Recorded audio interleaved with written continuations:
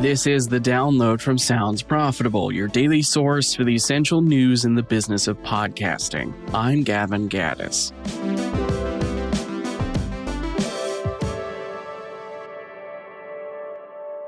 Here's what you need to know for today, Wednesday, October 15th. First up, measurement is having a moment at IAB UK Upfronts. This year, Global has announced their DAX ID will have cross-device measurement capabilities starting Q1 of 2026. The new AI-led device graph will aim to track patterns and connect listening moments to give more insight to individual listeners.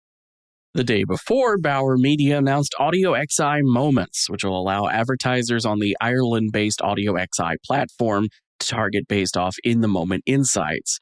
The contextual targeting within Audio XI includes need states like time of day or listener's mindset.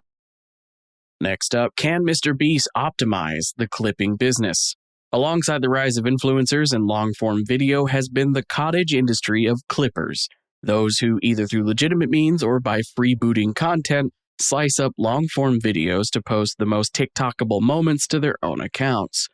Jimmy Mr. Beast Donaldson is trying to get in on the action by formalizing the process with a new platform called Viro. This gig economy editing service has clip makers tasked with making social media clips of specific creators' content that meets brand and creator specifications. One example campaign paid the editor $3 per 1,000 views on the video, with Viro paying out hourly based on video performance. The creator is splintering as AI forces a new reckoning. This is a Digiday look at how a divide is forming between content creators who embrace AI, scare quotes around that, and those who focus on the handmade human aspects of their content creation. Though even as those in the AI camp are not thrilled about the floodgates being opened for generated content with the release of Sora and Vibes. Though, one crucial point worth considering is why I've been tossing AI into scare quotes during that last section. A lot of people, both journalists and the creators they speak to, are slipping into the marketing habit of calling anything with an ounce of algorithmic computer wizardry AI, despite the colloquial default of the term AI being, in general, something generative like ChatGPT or Midjourney, which leads to situations where someone who occasionally uses an auto-rotoscoping tool in their video editor or a fancy de-reverb tool in their digital audio workspace is placed on the same pedestal of AI user as somebody who types a prompt into Sora to make a 100% generated video. Part of that divide might be because people in the so-called AI camp are using tools that aren't necessarily generative AI, but are labeled AI.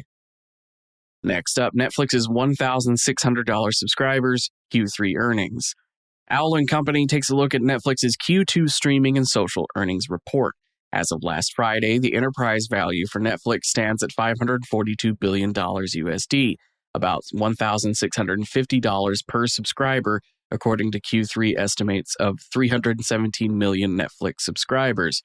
Owl & Company has been benchmarking average revenue per user across several streamers for months and uses that estimate to say Netflix's lifetime revenue per subscriber, dividing ARPU by churn.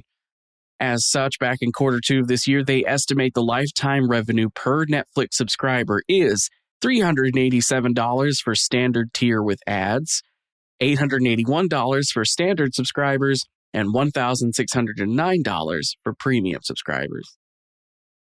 And for our final top story, SSRS welcomes Edison Research in acquisition to expand election and media research offerings.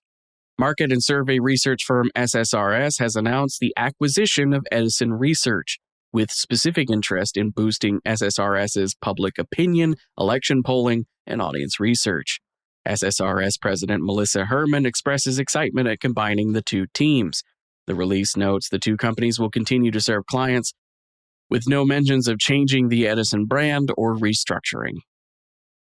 As for the rest of the news, Right Side Up, Podscribe, and Ad Age are teaming up for a webinar on Tuesday, October 28th on why radio belongs in your channel mix. The Roost and Muck Media have launched a new conversation podcast dubbed The Hidden Third with Mariana Van Zeller. Amplitude Media Partners have partnered with the Big Technology Podcast, opening up host-read advertisements on the show with this exclusive partnership. A big announcement on Monday, Indigenous Peoples Day in the United States, was the launch of Indigenous House, a digital media platform from Native women-led organization Illuminative. Flagship content includes video podcasts, cooking content, art and culture review, and a travel vlog involving an electric RV that I'm excited to watch.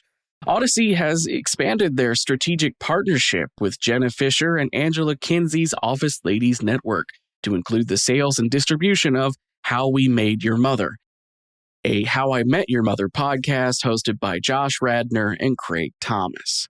And finally, Daylight Media, a new venture from the team behind Q Code, has signed a strategic partnership with Sean Ryan for ad sales, distribution, audience development, IP expansion, and overall marketing of The Sean Ryan Show.